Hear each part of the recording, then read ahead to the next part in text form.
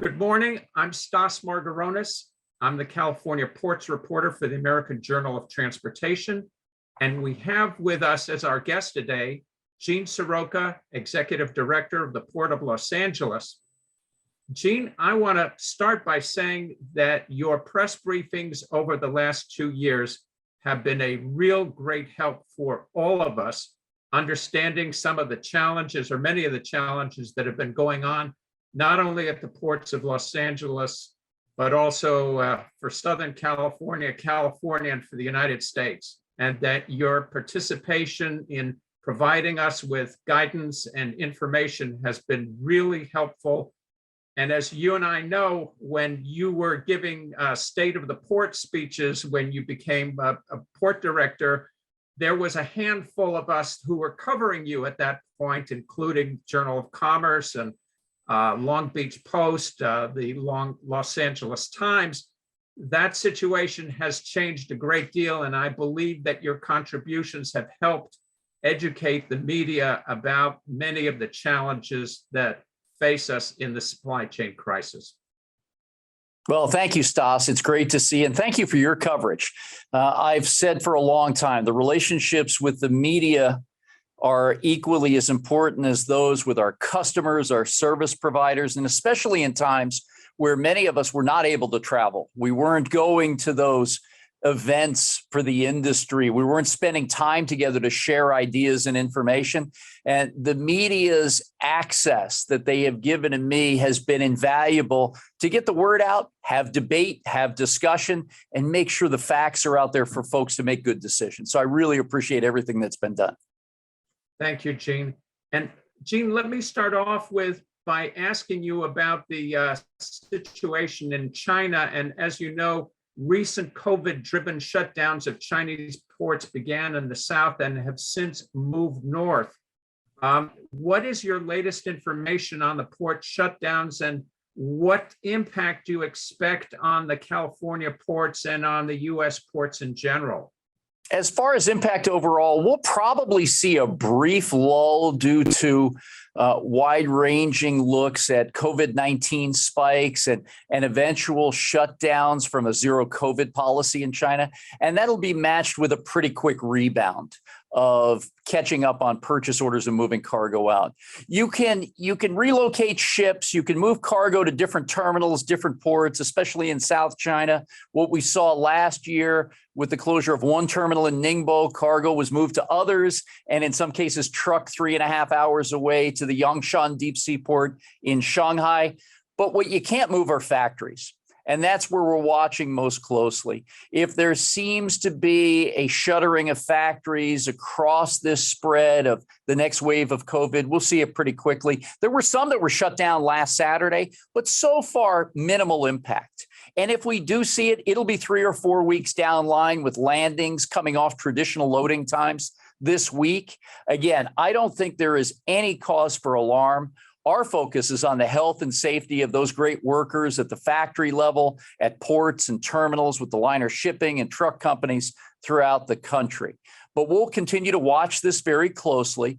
We're keeping up with colleagues in China on the ground that we've known for decades, but we're also watching traffic patterns, energy consumption, and even pollution to see what activity levels there are in these important geographies for us as we watch China go through this very difficult time. But again, I think they're resilient, and we'll see continued movement of cargo throughout the supply chain. Very good. Gene, just a quick question on a slightly different subject. The Port of Los Angeles and the Port of Shanghai had announced that there was going to be some cooperation on environmental issues, and I know that things have gotten really complicated because of some of the COVID-related issues, but what is the situation regarding that collaboration? Thanks to Los Angeles Mayor Eric Garcetti, who was the chair of the C40s Coalition, a group of municipalities worldwide leading on environmental efforts. Mayor Garcetti wanted to get us moving in a direction of a green corridor to reach the goal of a zero emission ship corridor coming up here within the next decade. And so what we did was we reached out to our friends in Shanghai and tried to create a public-private partnership along with liner shipping companies and other cargo interests to begin this dialogue. We put out an announcement at the last C40 meeting that was held in Copenhagen, and we'll be continuing dialogue throughout the course of this year. In months to come, we'll have announcements on specific milestones that we will be measured against and those participants and partners that will be joining us. Very exciting time right now in one of the world's largest trade corridors. Thank you for that, Gene. My next question is that the Port of LA's Port Optimizer appears to have been an inspiration for the Biden administration to support a national data collaboration called the Freight Logistics Optimization Works, or FLOW. I know that you were in Washington last week about this, and I was wondering if you could explain how FLOW will help U.S. ports. Yeah, this is something that's really interesting for our industry. We're behind other trading nations by decades. The Calista system in Singapore, Nexport in Belgium, and even the Dacosi system in Germany have been around for some time. We still have the nation's first and still only port community system right here in Los Angeles. We need more participants. And while I've been pleased with the way we've been able to bring in information and then share it out across the nodes and partnerships in the supply chain, we need a larger scale. And that's exactly what FLOW is going to do. I spent the better part of last Tuesday morning in the Eisenhower Executive Office building at the White House at a meeting co-chaired by the Secretary of Transportation, Pete Buttigieg, and the Director of the National Economic Council, Brian Deese. They brought together 18 different organizations of cargo owners, service providers, and others to kick off this conversation of how we share data, how we build this out. We've got EDIFACT milestones and standards that were created over 50 years ago for the EDI historical regime in our industry. Now we need to develop that into the API, the application programming interface environment. We've also got to instill confidence across the supply chain that the data to be shared should be generic in nature. It does not have to be proprietary. It doesn't have to pit one competitor against another. And in general, this should raise the level of service by all of us in the business to help support the American importers and exporters. And think about it from its purest form, Stas. If we could see information on cargo coming to us earlier, we can better plan our skilled labor and our machinery. If we have an understanding of the export cargo, we can better pre-plan the positioning of assets such as containers, truck and rail service, and match those up with the liner shipping service schedules. As I said in that meeting, we've been behind the times. We've been using spreadsheets and phone calls. We have the capabilities. The technology is in existence. We've got to break down these silos and barriers across the private and public sectors to be more open and more transparent with the information that'll get us all moving in a stronger direction. Thank you. And that does help explain this for me. Gene, at the Trans-Pacific Maritime Conference held earlier this month, O&E's Jeremy Nixon appeared to blame the U.S. supply chain crisis on the lack of 24/7 operations at U.S. container terminals, warehouses, and with trucking operations. Is he right about this? He's got a point. The more hours you work, the more production you can bring. Very simple. But what we did dating back to October 13th, when President Biden announced in the West Wing of the White House that the Port of Los Angeles would move to a 24/7 schedule, was an attempt to get the largely private sector supply chain on the same calendar as the ports. In more normal operations, we work about 19 hours a day here at the Port of Los Angeles, a full day shift complemented by an evening shift. Trying to get that hoot shift or the 3 a.m. to 8 a.m. more operable is one of the goals. We had very few takers. There's a finite amount of space even here in Southern California from a warehousing perspective. While we boast 2 billion square feet of property under roof, from the shores of the Pacific out to the desert region of Southern California, they still operate largely on a dayside shift. And truckers here in Southern California have hours of service requirements at the federal level. And if they work consecutive shifts, they'll have to take some time off for rest as prescribed. While we need probably 3,000 to 5,000 more drayage truckers here in the ports of Southern California, I subscribe to the fact that we don't necessarily have a shortage of truck drivers. We've got a shortage of good jobs. The state of California has issued more than 661,000 commercial truckers licenses, and we're still struggling to have enough folks on the ground here doing the business. Some have left for completely different industries. Others have gone into parcel service, working for the post office or other private sector entities. They have the ability to work shifts that they would like, be home for dinner with their families, or work overnights when kids are sleeping and be home before they go to school. So there's got to be a way in both sectors. Now that we've grappled with some of the real triage that we had to go through in quarters 3 and 4 of last year, to align ourselves, private and public sector, and find a way to attract, recruit, and retain workers in both warehousing and trucking. They'll have to be paid better. There will be benefits associated with this, and we must find ways to recreate those professions. There was a time when I first started in the industry, you could start off as a box person in a warehouse, work your way up to supervisor, and one day, realistically, run the entire facility. We've got to bring that back. These can't be transactional or seasonal jobs to the extent that people want to make careers in these segments. It's going to take a lot of big thinkers and creativity, but we've seen now that areas such as Longshore work, where everybody's going all out every day and we've got full employment, in these other areas, we really need to bolster our offering to recruit and train up the talent we'll need for years to come. Gene, one of the issues that this suggests is education, and you are involved in a training center, I believe, to help a supply chain prospects. Could you talk a little bit about that? Yeah, this was the design and aspiration of our late Harbor Commission Vice President, Dave Arian, who was international president of the ILWU and Local 13 president on several rounds.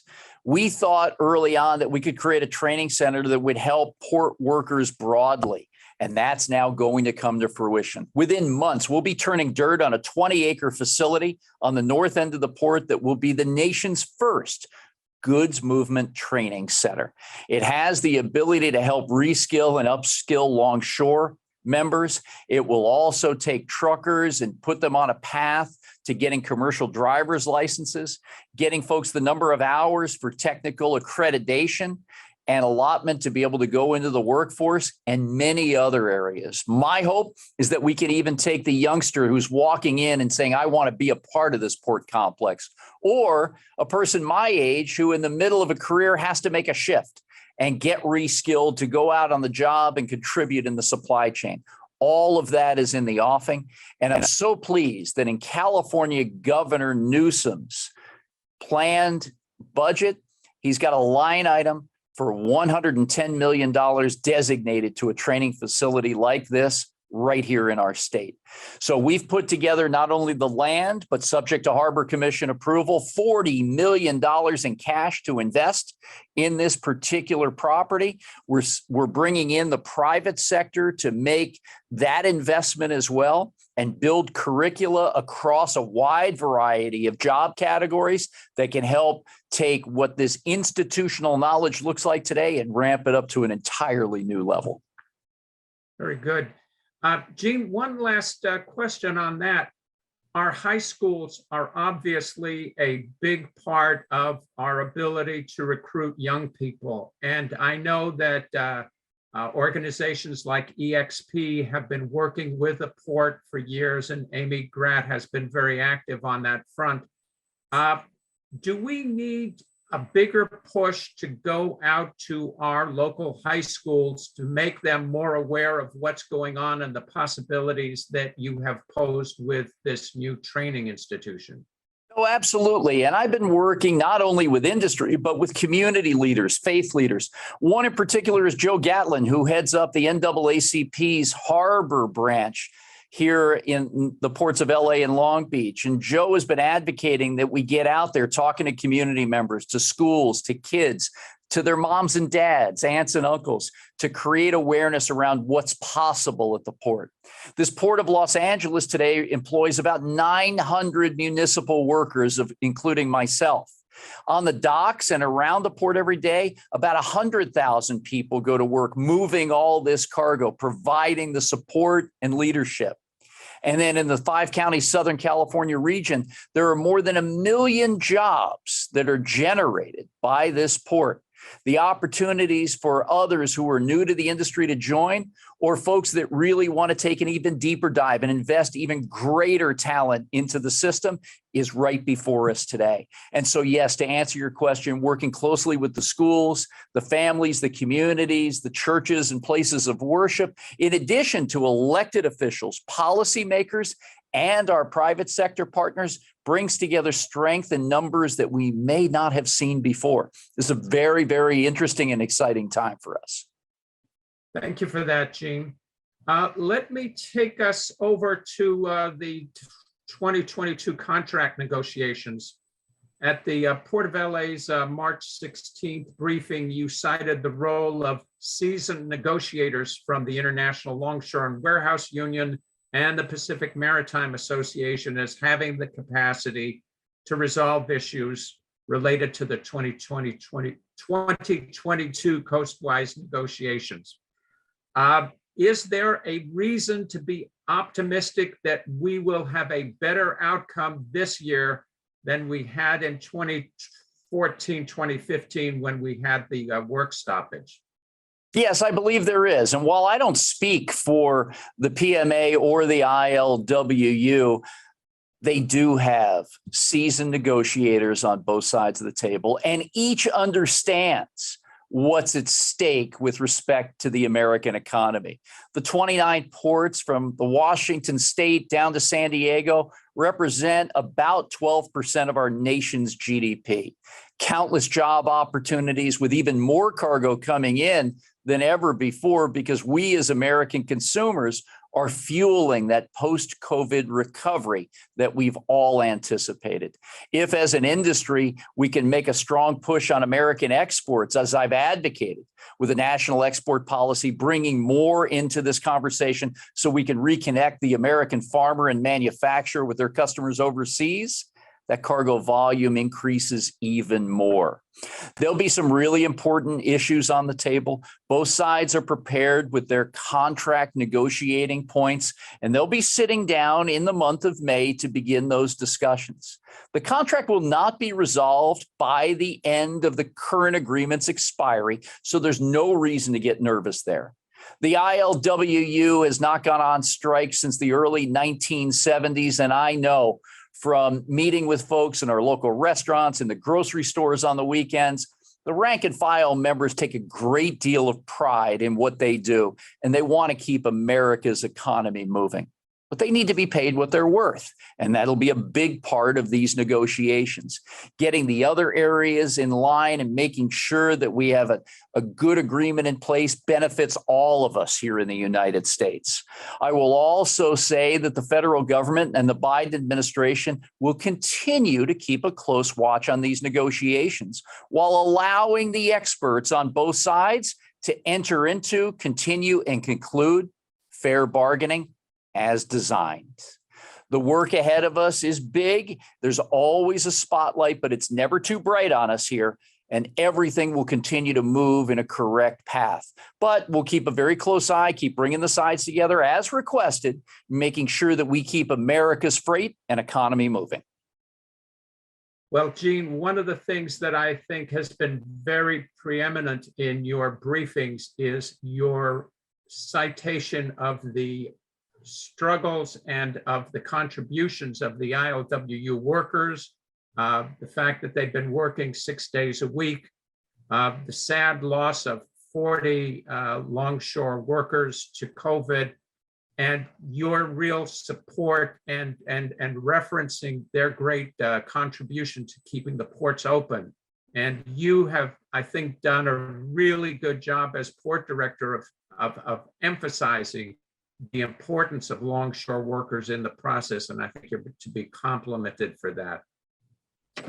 Well, thank you, Stas. And it's the close work we have every day with leadership of the local presidents, the coast committeemen, and the international officers that gives us that insight, make sure that we're in tune to what's happening on the ground, and making sure that we're taking care and protecting those workers, whether it was PPE in the early days, the personal protective equipment that our workers needed, the great work that the PMA and the ILWU leadership did to make sure that we cleaned and sanitized equipment and telecommunications devices between shifts, and a general awareness that America's economy moved with people who could not work from home, who had to be out on the job, risking their own health and safety and that of their families. Making sure that is memorialized in the future agreement will also be a very important part of how we go forward. And it's simply taking care of your fellow man and woman that's working on those docks every day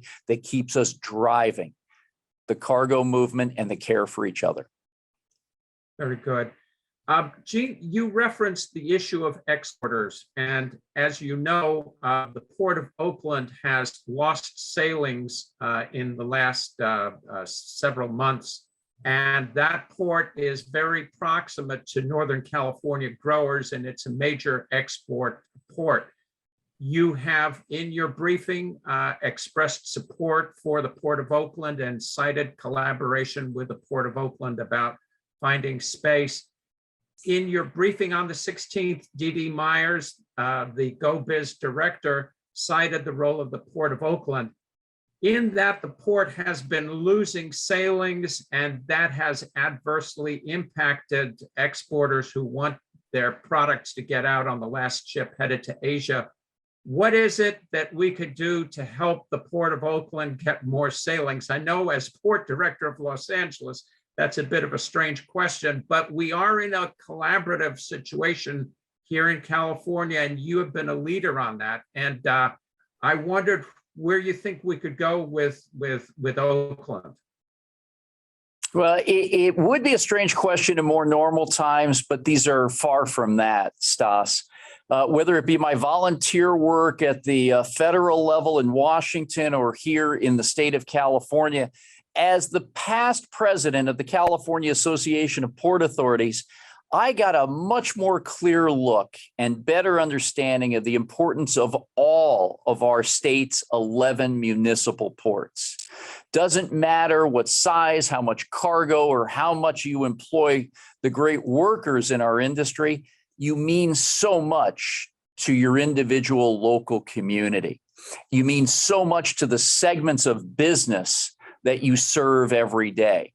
And in Oakland's case, sailings were cut off because the entire supply chain was out of sync. Sailings were off schedule. Liner companies trying to make up time.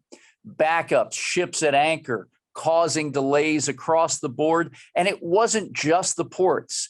As we've come to learn, going from looking into the abyss back in March of 2020, when the Port of LA did only about 450,000 container units, to the month of July, when we shot up to 900,000, many of our ports had to be scalable. We had to be resilient in capturing that very quick economic recovery in the cargo flow that we witnessed.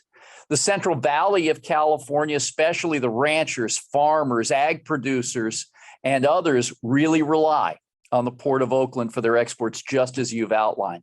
So any support, any work that can be done to help bolster that up, I'm a strong advocate for. Each one of us has our own position, and that competitiveness is great, again, in different times. This is where we all have to band together. We've got to get our exporters connected with their customers. We've got to utilize every great asset in this state of California that we have, including our ports.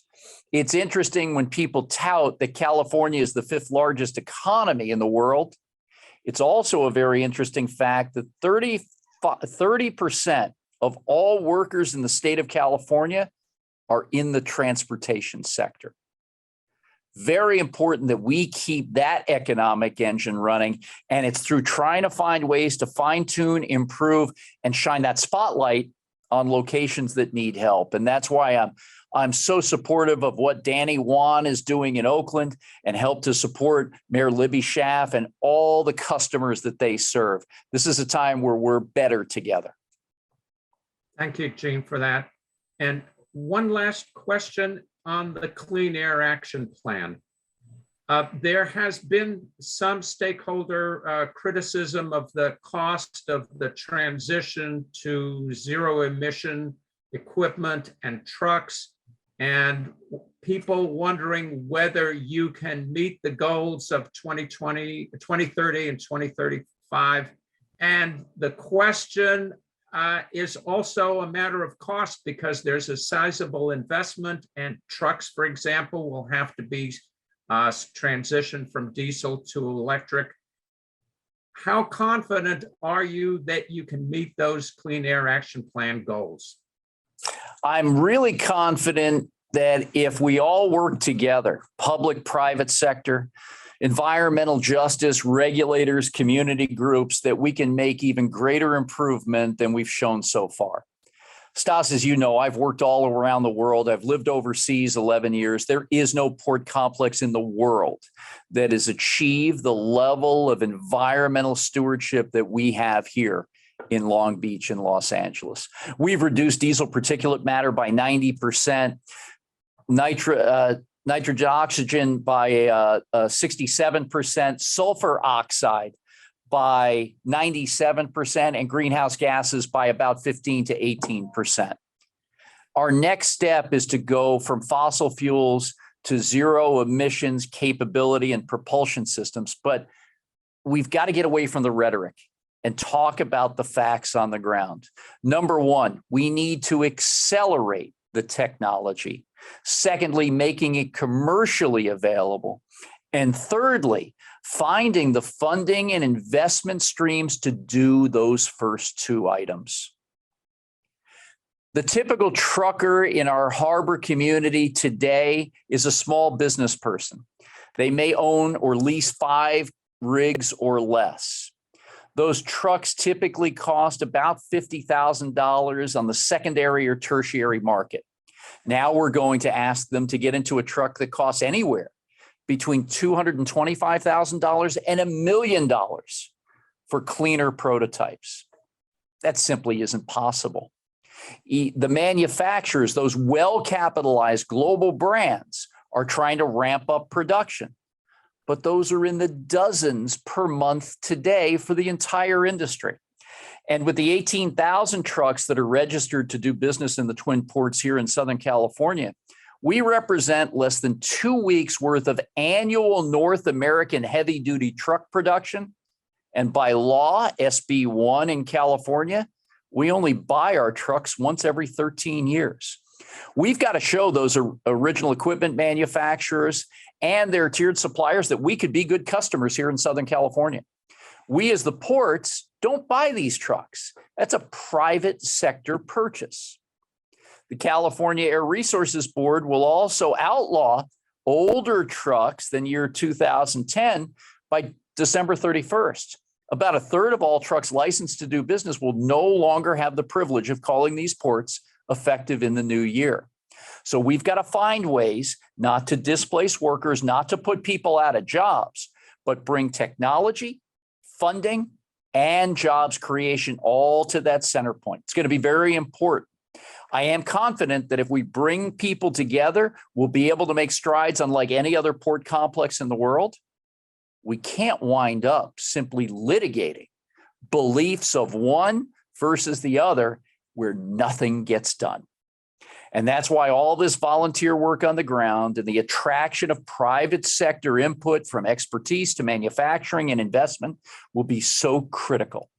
If not, cargo moves away, jobs go away. The air will get cleaner in that matter, but that's not what we want. We've got to keep America's economy driving. And when inflation is peaking out right now at about 8%, you put another wrinkle into the supply chain that slows down goods from getting to middle America and to the consumer, we have another problem on our hands. So it's going to take some cool heads, big thinkers once again, and folks who want to invest to accelerate this technology, which we all want to get to in a very practical manner. And I think if we continue down this path, we'll see results unlike anything we've witnessed before. Gene, I really appreciate your time. You've given us a very comprehensive view in a very short time. Best wishes to you and the Port of Los Angeles for the coming year. And of course, we are very hopeful that we will have a calm labor front as you are hopefully projecting, and we are hopefully projecting. And best wishes on your Clean Air Action Plan goals. I think that many of us are seeing a lot of changes. You've made a lot of changes since you've been here, and all of our best wishes for the coming year. Thank you, Stas. I appreciate the time today, and thank you for all the work you do for our industry. It's much appreciated. Okay, Gene. Thank you very much.